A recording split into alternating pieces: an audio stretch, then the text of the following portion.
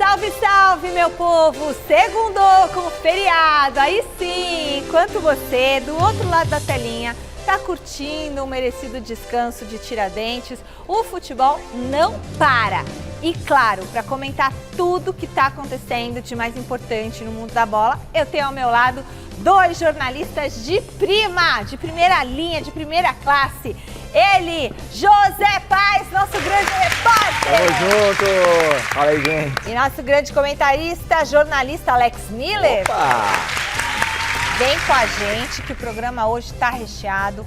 Tem clássico Sansão. Ó, nas redes sociais só eu acertei que ia dar São Paulo, tá? Só pra fazer isso. O Palmeiras, eu acho que eu acertei aqui também. O Palmeiras assumindo a liderança do campeonato com uma grande vitória fora de casa, gols da rodada e o título histórico do Hugo Calderano no tênis de mesa. E claro que tem Corinthians aqui, claro, sempre. O Alexandre Silvestre tá lá no Parque São Jorge com a missão de descobrir quem será o próximo técnico do Timão.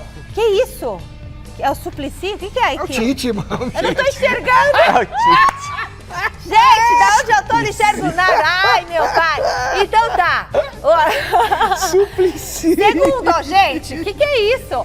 Tudo isso e muito mais depois dessa dica. Turminha, a gente tá de volta com aquele recado pra lá de especial.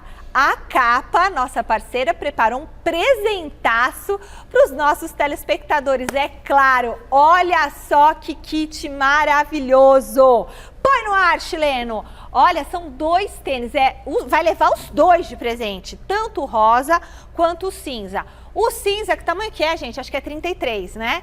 E o rosa é tamanho 35, 36, isso. Por que eu não tô lendo, né? Então, o menor é 33, que é esse cinza da Capa, e o rosa e azul, que é lindíssimo, eu tenho um desse, é 36. Os dois presentes vão para você que entrar no nosso Instagram do Gazeta Esportiva, no post. Atenção, qual é o post? Tem um post aqui, ó. Tele Santana, Eterno Tele. Tem esse post aqui, Eterno Tele, que tá falando que ele tem 2 Libertadores e 2 Mundiais. Você vai entrar neste post do nosso Instagram, @Gazeta Esportiva. E aí você vai colocar seu nome, a sua cidade e não põe o seu telefone. Põe só seu nome e a sua cidade que você quer o presente, e o nosso parceiro aqui, o nosso grande colaborador, Passoli, vai encontrar um presenteado desse super kit da Capa com 2 tênis. São lindos, né? E eles são leves, são gostosos para andar, para você fazer sua atividade física. Beleza? Ó, o meu eu tenho rosa. Então, turminha, entra no nosso Instagram, @Gazeta Esportiva, coloca lá que você quer o presentão da Capa, põe seu nome, põe a sua cidade ou seu bairro e a nossa produção vai entrar em contato com você através de mensagem. Você tem uma semana para retirar o presente aqui. Na verdade, você tem até quinta-feira para retirar aqui na Avenida Paulista 900 o par de tênis, tá bom? Combinado? Então, beleza. O falecimento do Papa Francisco, puxa vida, trouxe repercussões também para o mundo do esporte. A Série A italiana teve a suspensão das 4 partidas que seriam realizadas hoje. Já o Comitê Olímpico Italiano também suspendeu todas as competições no país nesta segunda-feira. Além disso, atletas, clubes do mundo inteiro usaram as redes sociais para prestar homenagens ao Papa Francisco. Destaque para o São Lourenço, da Argentina, que é o clube do coração do Sumo Pontífice. Dá só uma olhada. Siempre Cuervo. Jorge Bergoglio, el niño enamorado de San Lorenzo del 46, el que caminaba por Avenida La Plata hacia el viejo gasómetro. Siempre Cuervo, también como sacerdote y como cardenal. Cuando le concedió el sacramento de la confirmación a Ángel Correa en la capilla de Ciudad Deportiva. Socio y comprador de metros cuadrados para ayudar en la gesta incomparable de la Vuelta a Boedo. Cuando pasó a ser Francisco, cuando lo designaron Papa, le contó al mundo su amor por el ciclón de todas maneras posibles. Y que gane San Lorenzo. Se emocionó con cada visita azulgrana, tras ganar la Libertadores, con el amistoso en Roma y en la última, cuando se le pidió autorización para que el nuevo estadio en Boedo lleve su nombre. Saludo a los campeones de América, al equipo de San Lorenzo. Desde San Lorenzo, hoy al Papa Francisco le decimos adiós, gracias y hasta siempre. que es parte de mi identidad cultural. Juntos por la eternidad.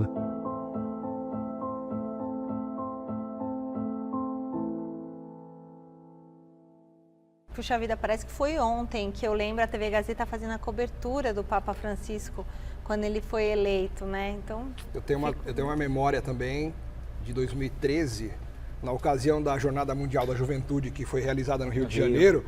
Ele primeiro passou em Aparecida, né? Na Basílica de Aparecida, e eu cobri a chegada do Papa Francisco pela Rádio Band News FM à época. Eu era narrador na época, mas por conta de uma situação especial e pela emissora saber também que eu sou católico, enfim, eles me colocaram para cobrir e o Papa passou na minha frente, assim, ele fez a... Tá no meu Instagram lá também, ele fez a bênção, assim, olhando para os repórteres, né? Foi realmente um momento de muita emoção e é tão marcante, né, essa situação de hoje, que o mundo inteiro está falando disso. Nossa. Mesmo quem não é católico, foi uma presença, né, muito marcante nos nossos dias de hoje, o Papa Francisco. Então, que Deus o receba e coloque em seu lugar também um grande Papa. O Papa que escolheu esse nome por causa de São Francisco de Assis, então toda uma questão de humildade, de ligação aos pobres. Eu achava ele tão simpático. Muito, muito simpático, muito carismático também, sempre próximo, muito humilde. É fofinho, né? É o famoso Papa fofinho e é um cara que não queria muitas regalias, tinha toda uma questão, né, de ser um cara mais simples, estava sempre próximo das pessoas, então vai ficar um vazio muito grande aí com a perda do Papa Francisco. Agora vamos aguardar, né, as cenas dos próximos capítulos para a gente ver quando que vai sair a fumaça branca lá do Vaticano. Bom, vamos seguir com a nossa enquete do dia, pessoal. Flamengo e Palmeiras vão brigar pelo título do Brasileirão até o final do campeonato? Sim ou não? Reforçando que para participar da enquete tem que entrar lá no site gazetesportiva.com e deixar o seu voto. O que vocês acham? Até o fim vai ser esses dois times? Eu acho que esses dois times com certeza, mas eu não descarto a possibilidade de algum outro time também entrar nessa briga. Né? Eu acho que dá pra gente pensar em alguns times que possam ter condições de acompanhar os dois, mas esses dois, sem dúvida nenhuma, são os principais. Então você acha que sim? Sim. Você também? Sim, também. Eu disse aqui no programa já em outra oportunidade que acho que serão aí os que vão disputar. Flamengo e Palmeiras sempre. E acredito que o Inter vai estar ali nesse bolo também. O Botafogo, mesmo tendo perdido aí algumas peças importantes, saiu também o treinador, entrou outro. Acho que o Botafogo vai brigar pelo menos por vaga na Libertadores G4. Eu não vejo mais o Botafogo brigando por título. Acho que caiu muito de produção, de qualidade de elenco. Mas, assim, brigar por Libertadores, sem dúvida. Perdendo o Almada e o Luiz Henrique, aí perdeu bastante. O Internacional acho que tem potencial para subir, tá ficando um pouco atrás agora, mas o Fluminense vinha de 5 vitórias seguidas, mas conseguiu empatar em casa com o Vitória. Então já começa, né, acho que também não briga por título não. Acho que é Palmeiras, Flamengo e no máximo o Inter. Acho que não vai fugir muito disso não, Michele. Bom, e o Corinthians? Não. Na título, acho que não. Mas o que eu queria saber é o seguinte, quem que vai ser o técnico do Corinthians? Bom. Mesmo sem um treinador, o Timão voltou a vencer depois de 2 derrotas consecutivas pelo Brasileirão, 2-1 para cima do Sport no último sábado. E o Alexandre Silvestre está no Parque São Jorge e chega agora, chega mais com a repercussão dessa vitória. Silver, boa noite. Tudo bem, Michele? 2-1 de virada em cima do Sport no sábado à noite, pela 33ª vez consecutiva em jogos do Corinthians na Neoquímica Arena, público superior a 40 mil pessoas. No sábado foram 44 mil fiéis lá, empurraram o Corinthians, empurrando o Timão para essa vitória de virada, com 2 gols do Memphis Depay, que jogou mais solto, mais perto da área, orientou bastante o time que foi comandado pelo técnico interino, o treinador do Sub-20 do Corinthians, o Orlando Ribeiro. E precisamos falar de Memphis Depay, que foi muito bem dentro de campo e, de novo, com fortes declarações na zona mista. Ele reapareceu para conversar com a imprensa, puxando pela memória.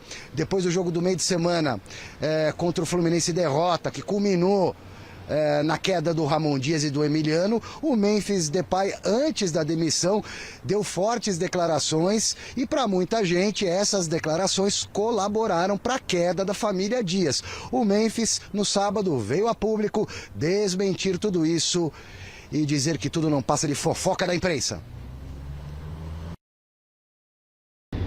To be honest, no, because I spoke globally about what I think is the problem, and you guys ask me really open questions, and then get surprised if I address the things. It doesn't make sense for me. I respectfully said that, we need to work harder, and we need everybody. We, as everyone in the club that is involved to make Corinthians better. It's the players, it's the coaches. I had a great relationship with Ramon. Emiliano's a great guy. I had a good relationship, still have a good relationship with them. A message to all the people that looking at media, it's not always true what you read. When it comes from my mouth, then you hear it. But if it's in the media, and I see things like, the dressing room is angry with Memphis because he spoke out. Who put that in the media? I wonder. But that's just throwing bombs to make noise here in Corinthians. We have enough noise with our own. We're solving a lot of things here in the club. We're working hard to make the club great again and put it where they deserve. Bom, existem bons e maus jornalistas, como em todo segmento da sociedade, da atividade humana neste planeta. Claro que o jornalista deve apurar, mas ele também não pode se basear somente, aí uma pequena aulinha de jornalismo, né? Somente em palavra oficial de jogadores, de treinadores e de dirigentes. É preciso também investigar os bastidores. Nem sempre o que eles falam também é a verdade dos fatos. Enfim, daqui a pouco eu volto para falar dessa caça ao novo treinador. Dorival Júnior perdeu um pouco de espaço nessa concorrência e Tite aparece forte agora para ser o novo técnico do Corinthians. Já eu falo desse assunto, Michele. Ai, legal. Eu tô muito ansiosa para saber do novo treinador do Corinthians, né? Quem será? O que vocês acharam das declarações do Memphis? Primeiro, rapidinho sobre o jogo, o Corinthians jogou assim, de uma maneira muito pouco equilibrada. Quem chegar aí para ser o novo técnico vai ter muito trabalho nesse time do Corinthians, vai ter muito trabalho para organizar. A defesa é muito exposta, o esquema que o Orlando usou, ele deixou só o Ranieri ali um pouquinho mais plantado na frente da zaga, Bidon e Carrillo mais avançados, enfim, a zaga não me passa confiança. E até por isso depois a gente vai poder falar um pouquinho mais sobre o Tite, né? Como já deu indícios aí o meu querido Alexandre Silvestre, acho que seria um bom nome, disse isso aqui na sexta-feira também no programa. Enfim, o novo treinador vai ter muito trabalho. E o Memphis, Michele, ele sabe o tamanho que tem, ele é um jogador com uma carreira consolidada, foi perguntado e respondeu. Aí quando o cara responde o que a gente pergunta, a gente acha ruim?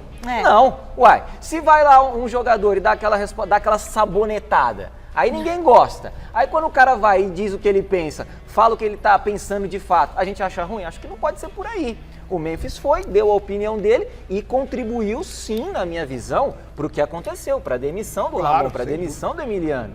Agora, é um jogador de personalidade forte, que foi lá, foi perguntado e disse o que ele pensa, Alex. Eu gosto desse tipo de declaração, de faz falta o futebol. Faz falta. A única coisa que ele também tem que matar no peito, sair jogando e assumir que o que ele fala provoca mais impacto. Sim. Então, por mais que a gente aprove esse tipo de entrevista, quando o entrevistado fala a verdade, fala aquilo que realmente aconteceu, ele também não pode reclamar disso, né? Como o Silvestre falou, de dar uma aulinha de jornalismo. É isso, ele não pode também chegar e falar que não, vocês têm que se basear só pela verdade, pelo que acontece. Ele está ali na dele, de dar uma entrevista e falar o que ele pensa, e nós aqui estamos no papel de ouvir o que os entrevistados dizem e opinar, e fazer um contraponto, falar algum detalhe a mais que ele tenha dito, dar uma opinião em cima do que ele falou. Então tá tudo dentro de um contexto. É legal a gente ouvir um entrevistado sincero, mas também esse entrevistado sincero tem que saber ouvir as opiniões. Ele não pode reclamar também daquilo que foi dito depois da entrevista dele lá, quando o Ramon Dias caiu no dia seguinte. O que ele falou, sem dúvida nenhuma, teve impacto para a decisão da diretoria em demitir o Ramon Dias. E acho que ele quis isso também. Acho que ele também não estava feliz. Aí é a opinião, mas pode ser. Pode ser. O que ele não pode é vir aqui depois e falar... não, que não é isso, não é isso o escambau, lógico que é isso. Que se ele quis ou não, aí é uma questão de interpretação. Agora, os fatos estão aí. Ele deu uma opinião contundente, que é óbvio que chegou de um jeito lá na diretoria que contribuiu para a decisão a ser tomada. E ele jogou melhor sem o técnico? O adversário é muito fraco tem que esperar um pouco mais, Michele. O Sport é o lanterna com 1 ponto e vai cair. Quer dizer, acho que o primeiro rebaixado por antecedência é o Sport. Então vamos esperar o Corinthians pegar os outros adversários. Tem o Racing do Uruguai agora na quinta-feira pela Sul-Americana. Depois no fim de semana tem o Flamengo no Maracanã, que eu quero ver. Quem que tá lá cuidando treinando do Corinthians? Agora é o Orlando Ribeiro. Orlando Ribeiro. Sub-20. Já foi técnico do Santos também, outra oportunidade. Não é fácil, né? O Sport é um Assumir. adversário muito fraco, Michele. O Corinthians empilhou chances no início do jogo ali com o Romero, com o próprio Memphis, com o Yuri, mas não foi uma vitória fácil, não foi uma vitória tranquila. O Corinthians consegue o gol ali logo no início do segundo tempo com o próprio Memphis e depois consegue a virada, mas poderia ter ido tudo por água abaixo, assim. Foi um jogo em que o Corinthians em nenhum momento controlou de fato, a não ser nesses 15 minutos iniciais aí que teve boas chances. Então, assim, o treinador que chegar, Michele, vai precisar fazer uma pequena revolução aí para garantir um mínimo de competitividade desse time que a gente não vê em jogos contra adversários como o Sport, por exemplo, um adversário fraquíssimo que com certeza vai brigar para não cair. Precisa colocar a casa em ordem, certo? Colocar a casa em ordem. Bom, então beleza. Ontem nós tivemos clássico Sansão no estádio do Morumbi. E não é que o Tricolor finalmente venceu a primeira nesse Brasileirão? Veja na reportagem do Thiago Salazar. Domingo de Páscoa e de clássico no Morumbi. Mais de 52 mil tricolores apareceram com a esperança de curtir a primeira vitória são paulina neste Brasileirão. O Santos já tinha vencido uma, mas chegou com os mesmos 4 pontos do seu rival. A torcida veio, mas as grandes estrelas desse Sansão ficaram de fora. Do lado são paulino, Pablo Maia, Oscar, Lucas e Caleri são os desfalques. Já do lado santista, Soteldo e ele. Neymar nem foram relacionados. Problemas para Zubeldia e César Sampaio resolverem antes da bola rolar. A solução de Zubeldia foi sacar Luciano, que mesmo no banco sempre tem moral com a galera.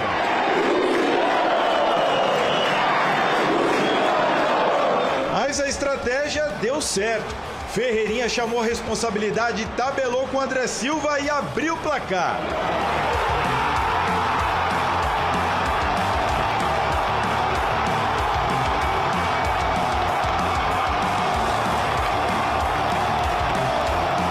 Perdidinho em campo, o Peixe deu liberdade demais para Matheus Alves e André Silva.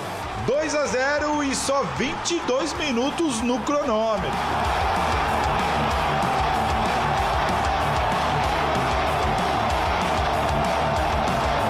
O jogo começou a mudar no finalzinho do primeiro tempo. Wilton Pereira Sampaio deu pênalti para o Santos, depois de Léo Godoy cabecear a bola no braço de Enzo Dias. Tiquinho Soares foi para a bola e mandou aquele recado: tem jogo.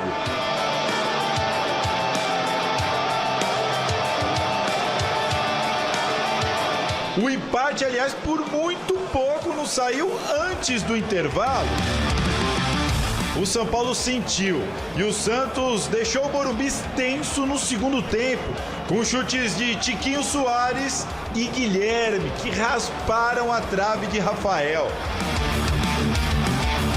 Um pênalti cairia bem para o tricolor em meio a tanta pressão, mas o árbitro ignorou a disputa de Brazão com Matheus Alves. Os minutos finais foram de tudo ou nada para o Santos, mas o São Paulo soube sofrer, como dizem por aí. Segurou o 2-1, muito graças a uma defesaça de Rafael, já nos acréscimos. No fim, o resultado do Sansão deve apressar a busca do Santos por um técnico e dar um pouco mais de tranquilidade para Zubeldia trabalhar.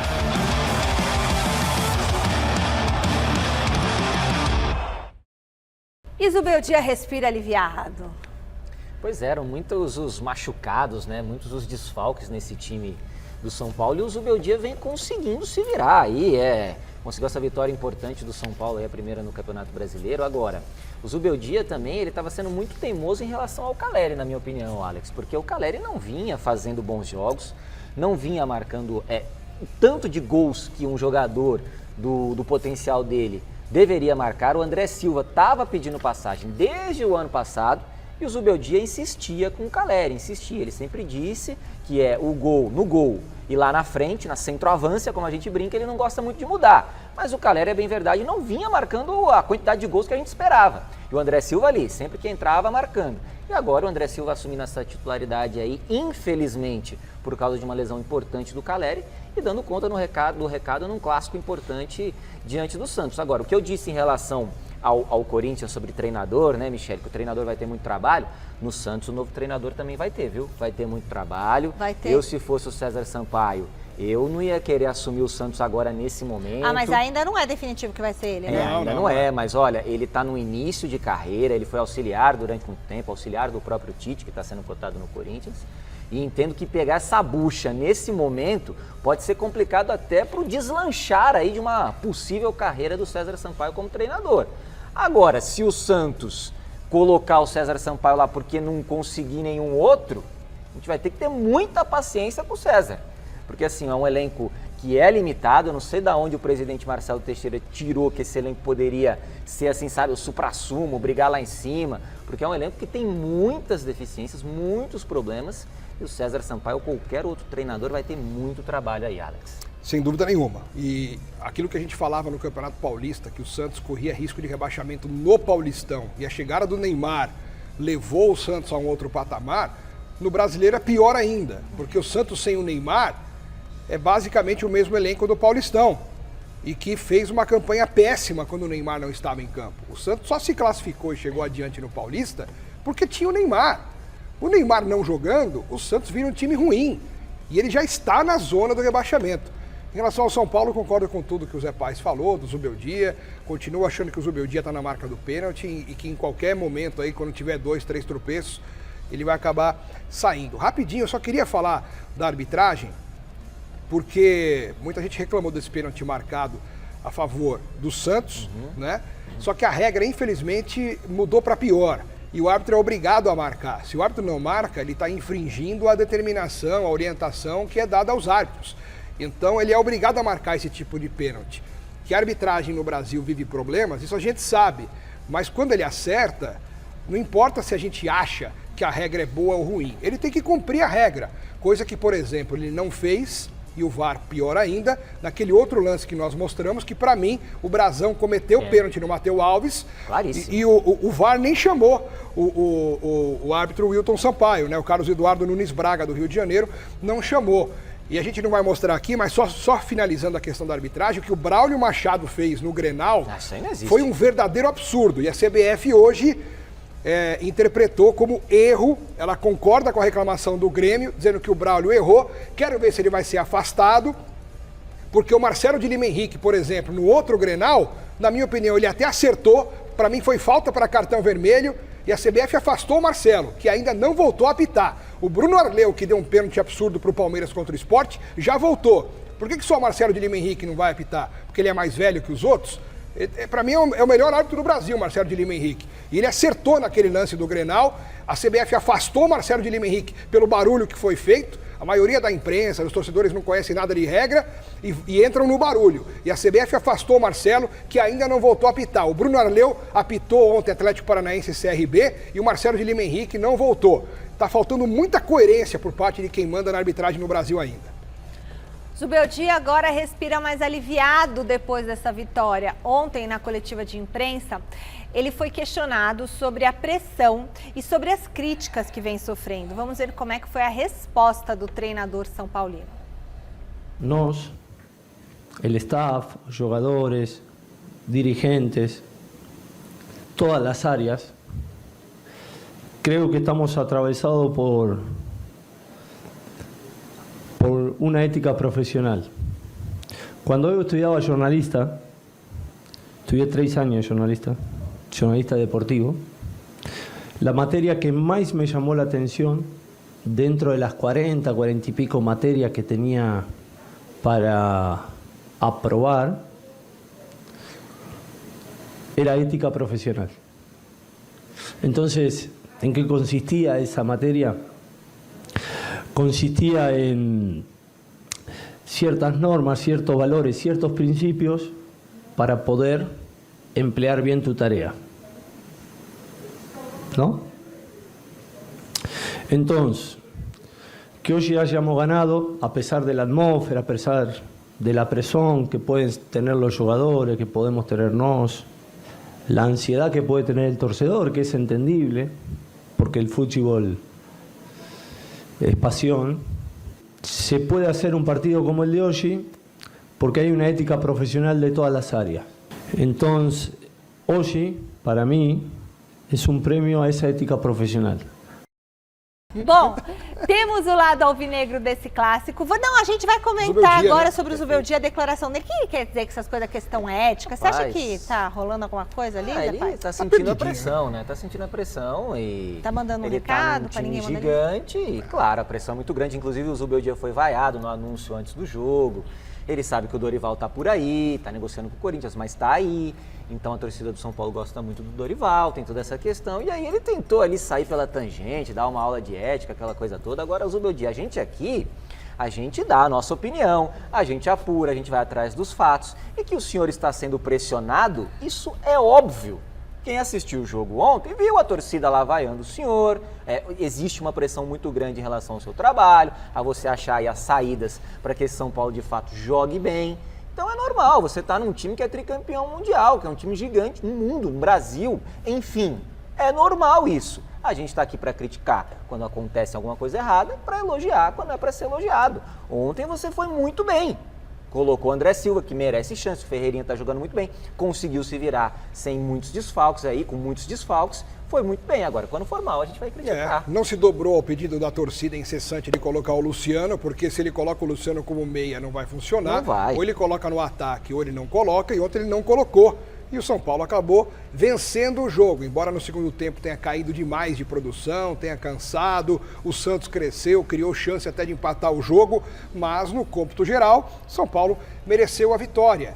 E não tem jeito, Zubeldia, você que é um técnico que até hoje nunca tinha dirigido um time do tamanho de um São Paulo, é normal que você sinta uma pressão, né? E não adianta descontar nos jornalistas, não vem querer bancar uma de jornalista formado, porque você falou que só fez 3 anos e outra, e esse negócio de ética aí, que quem não teve ética foi você como jornalista que fez uma pergunta pertinente no jogo anterior. Ele foi muito. E você deu um chilique que parecia que ia ter um infarto dando cambalhotas na sala de imprensa. Então, meu amigo, dá um tempo aí, dá uma segurada. Falar de ética.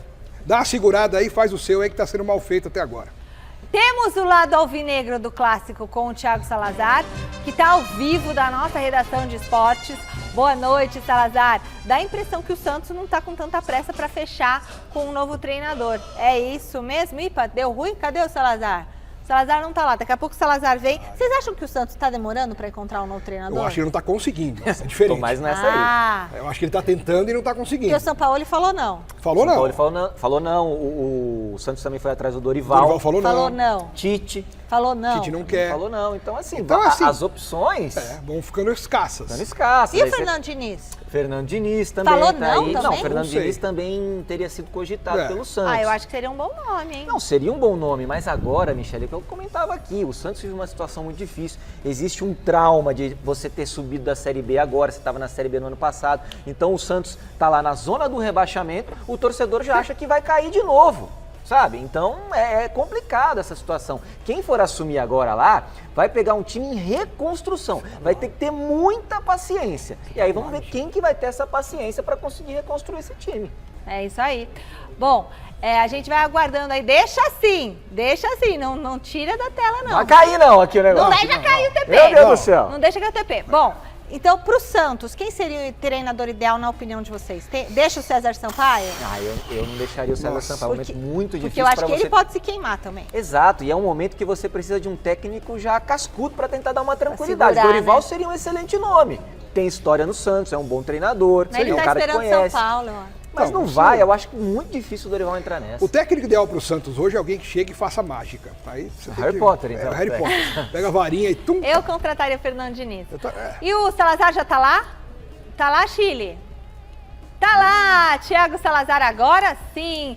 Salazar, por que o Santos está demorando então para fechar um novo treinador? Está recebendo muita negativa, é isso? Boa noite.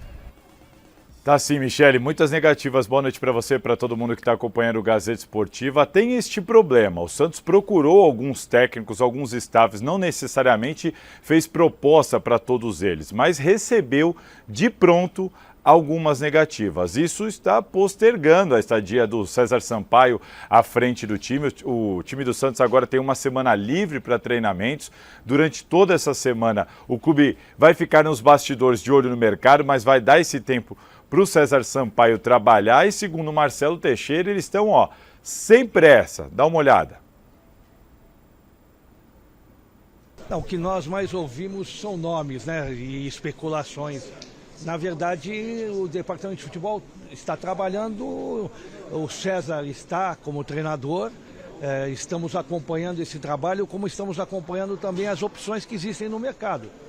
Essas opções, elas estão sendo trabalhadas, o próprio futebol ele informa de acordo com a medida da evolução ou não dessas tratativas, mas até o momento nós não avançamos em nenhum nome definitivo. Não vamos fazer nenhuma precipitação, porque o César vem fazendo o seu trabalho, existe uma comissão técnica permanente do clube, então nós não estamos também nesse desespero. O que nós precisamos ter é analisar bem essas opções de mercado e, ao serem analisadas, o Comitê de Gestão adotará a medida ou mantendo o César, ou no caso, se houver mesmo uma condição de haver a junção dos ideais, tanto do perfil do profissional como do atual projeto, naturalmente o Santos possa definir também. Bom, vocês viram aí então o Marcelo Teixeira falando sobre essa situação do Santos com o técnico. O Zé Paz falou aí sobre o Dorival Júnior. Ele foi um dos primeiros a ser consultado e a resposta foi de que neste momento ele não pretende voltar à Vila Belmiro. Um dos técnicos que declinou a esse convite ou início de negociação com o Santos Futebol Clube, que tem esse problema para resolver, como eu disse, enquanto o César Sampaio comanda a equipe. Se ele vai ser efetivado ou não vai depender talvez mais do sucesso nas negociações do que propriamente do trabalho do César Sampaio dentro de campo. E um outro ponto abordado pelo Marcelo Teixeira no Morumbi foi sobre a negociação com o Neymar para a renovação do contrato, que o Santos tem interesse aí, em princípio, de renovar até a Copa do Mundo. E agora a gente já percebe a diretoria do Santos um pouquinho mais cautelosa, aguardando principalmente para ver como é que o Neymar vai voltar dessa segunda recuperação de lesão. Dá uma olhada nas palavras do presidente.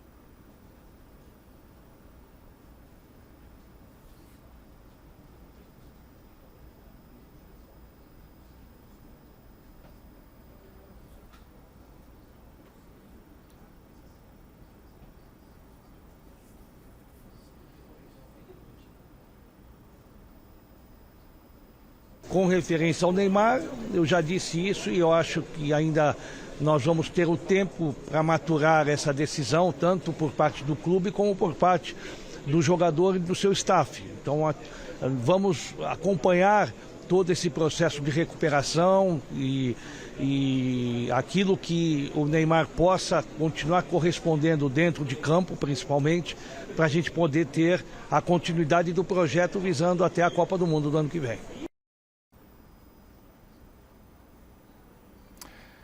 Bom, tá aí, agora a gente vai ter que aguardar. Lembrando, o Neymar teve uma segunda lesão diferente da primeira, não é o mesmo músculo, apesar de ambas serem na parte posterior da coxa esquerda, e a tendência é que ele fique de 40 a 60 dias afastado em recuperação, até esse retorno aí, esse eventual retorno dele para ajudar o Santos. A gente não sabe ainda em que condição e principalmente como é que o Neymar vai estar, psicologicamente. Esse é um grande receio da diretoria e da comissão técnica do Santos. Michele. Que é isso? 40, 60 dias? Os meninos aqui deram até um grito, Salazar. Quase caiu da cadeira aqui. Quase caiu da cadeira. Peraí, eles já vão comentar tudo isso. Muito obrigada, Salazar, por todas as informações que você trouxe. E aí, o Neymar, eu sei o que é isso. Às vezes querem tirar a gente de campo. Queriam botar esparadrapo para meu dedo? Não deixei. E sabe o que significa? Para resumir? Para resumir a história, o Zé Paz. 60 dias é 2 meses. Aí sabe o que acontece? Vai ter a parada do Mundial, do Super Mundial, que é em junho. Nós estamos em abril. Ih, vai dar 90. Então, se forem 60 dias, ele vai ficar mais 30 de bônus. Mais 30 extra. Vão ser 90. 90 dias para ele voltar só em agosto. Mas é péssimo para ele. É, lógico que é péssimo. Não vai ter ritmo de jogo, vai ser como se ele tivesse voltado a jogar no segundo semestre, porque ele vai ficar todo esse tempo sem jogar. Isso significa o quê? Que o Santos não terá o Neymar e que vai ficar muito mais difícil para sair da zona do rebaixamento. Mas você vai ver ele no poker, na Kings League, vai ver ele na festa junina, ele vai em tudo. A época de festa junina. O músculo do Neymar sente quando é feriado. Ah, é feriado, ó, vai ter 4 dias, lesão. É que ele vai emendar esse feriado agora com o Natal.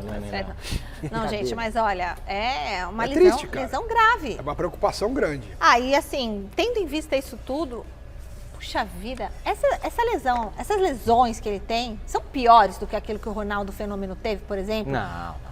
E voltou e recuperou e ganhou uma Copa pra gente? Não. Aquela do Ronaldo foi bem mais grave. Lembra aquela que ele tava jogando e estourou o joelho? Não, isso aí é lesão muscular, é diferente de você Lesão quase muscular. perder o joelho, né? Então, mas é que se você juntar tudo do Neymar, dá um tempão Não, fora. ele já teve lesões muito graves, mas acho que aquele nível de lesão do Ronaldo, aquilo Se ali você juntar tudo que ele... Então, por exemplo, o Neymar hoje, se você para ali no mecânico e dá uma bela garibada, ele fica zerado pra Copa do Mundo igual o Ronaldo ficou? É isso que eu quero saber. Porque Tomara às vezes, que sim. porque Só tem o tempo carro vai dizer, não dá pra gente Não cravar. adianta, tem carro que não dá mais. Não dá pra gente Martelinho cravar. de ouro ali vai ter trabalho, viu? Bom, Não dá pra cravar nada. o Palmeiras conseguiu ontem um importante resultado, assim, importantíssimo resultado na luta pelo título do Brasileirão. Mas calma que ainda tem muito campeonato, hein? Bateu Fortaleza, lá no Castelão, olha lá.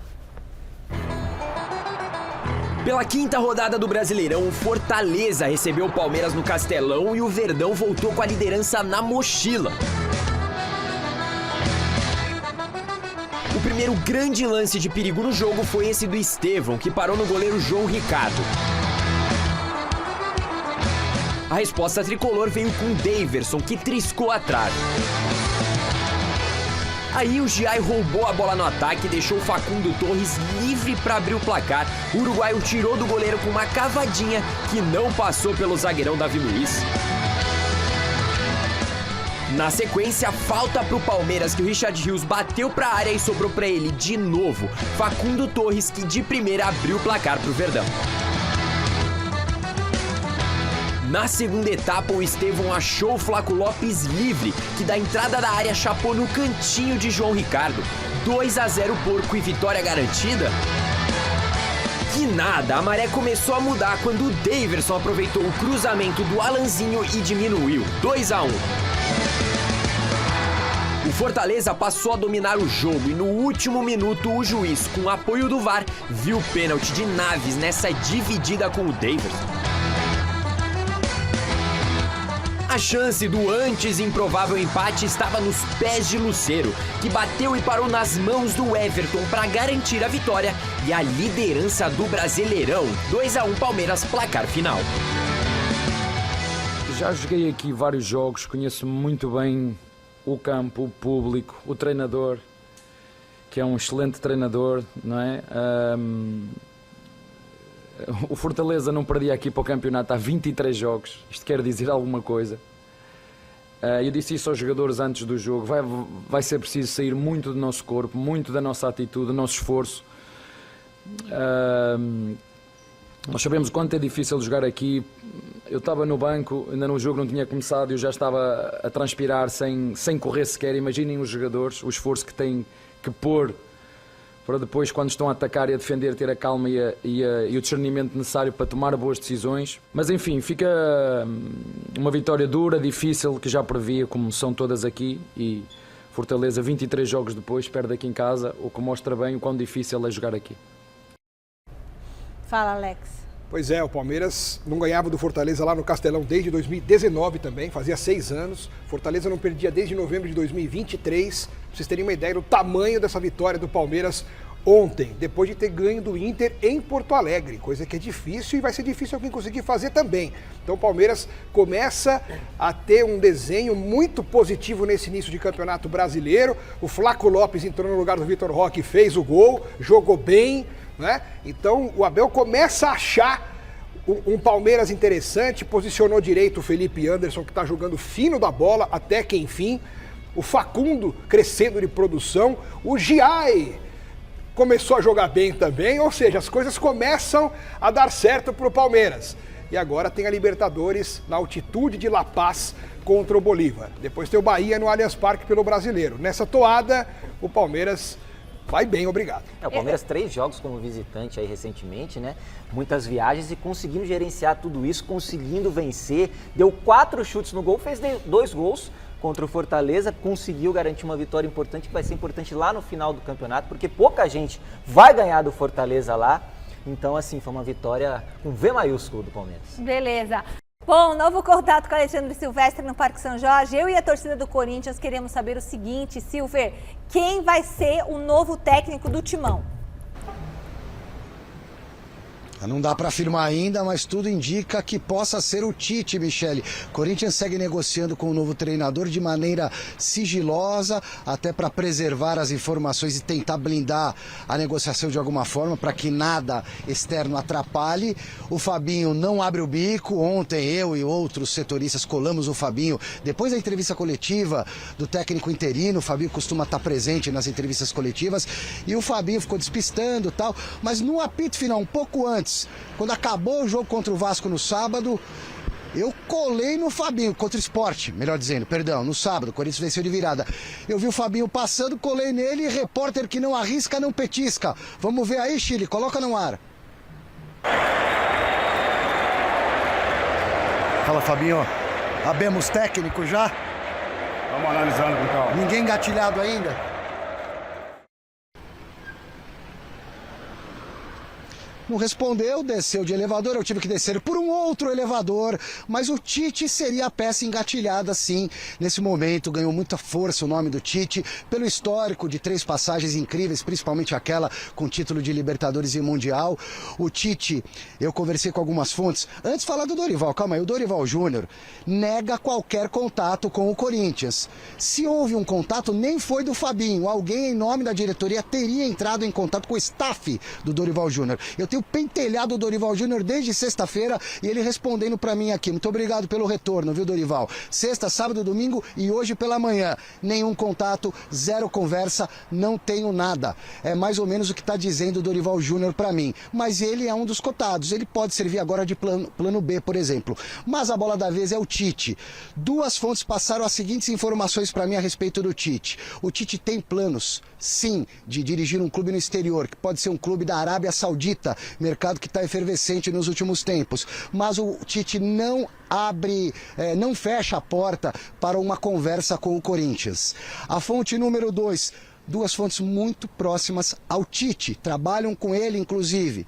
Tite teria 2 times que o abraçariam aqui no futebol brasileiro. O Grêmio, que ele recusou outro dia, e o próprio Corinthians, que ele recusou num passado distante, mas que topou conversar nesse momento. E uma pessoa que eu conheço da imprensa, que passou aqui agora há pouco, que faz o dia a dia do Corinthians, abriu a janela do carro e me disse: Silvestre, deve ser o Tite. Acerta amanhã e será apresentado na quarta-feira. Não foi eu que disse, tá? E sabe que dia é quarta-feira, Michele? 23 de abril? Dia de São Jorge. Tocar sirene, então, pro Tite. Ah, pro Tite vai. Tem que anunciar o técnico do Corinthians antes do Papa, né, gente? Você viu que o Silvestre perguntou ali, abemos treinador já? Em latim. Antes de saber. Dentro de um contexto todo, o Nostradamus do jornalismo. Vai ter a fumaça Que aqui. Isso. Agora tem muito corintiano contra a contratação do Tite, porque quando ele falou que não dirigiria nenhum time no Brasil e que se isso acontecesse poderia chamá-lo do que quisesse, inclusive de mentiroso Mas e sem isso foi lá palavra, atrás. ele foi pro Flamengo. Mas até hoje, muitos corintianos não gostariam de ver o Tite de volta porque se sentiram traídos. Só que isso no futebol passou. tem prazo de validade. Se ele for contratado, o Corinthians ganha 2 jogos, acabou. A galera abraça o Tite de novo e ruma mais um Mundial. A gente tem que respeitar o Tim. Gostou, hein? É o meu Tim. O Tim é um que tava chateado. Com Agora ele certeza. já... Agora já quer o Tite também. A gente tem que respeitar o torcedor, porque o torcedor é paixão. Agora, olhando assim na questão de qualidade, o Tite é um baita treinador e o time do Corinthians precisa ser ajustado aonde? Principalmente na defesa. Que é a especialidade. Pra mim, o Tite é o melhor técnico do Brasil ainda. É lógico que é, e seria muito bom pro Corinthians. Boa enquete, Flamengo e Palmeiras vão ficar brigando chegando no título do Brasileirão até o final do campeonato? Não sei se o Tite chegar no Corinthians, e aí? Mas a galera disse sim, 59% dos votos. Sem o Tite, mas com o Tite isso pode mudar.